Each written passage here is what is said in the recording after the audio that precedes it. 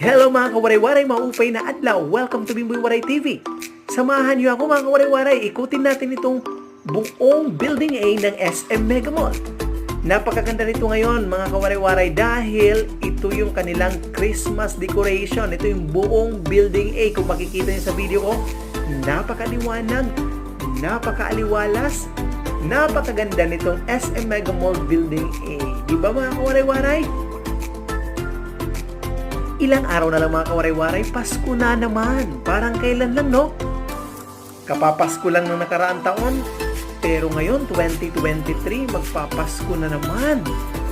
Kaya napaka-importante talaga ang Pasko sa bawat pamilyang Pilipino. Di ba mga kawaray-waray? Dahil ang Pasko ay simbolo ng pagkakaisa ng buong pamilya. Pagmamahalan, pagbibigayan. Di ba mga kawaray-waray?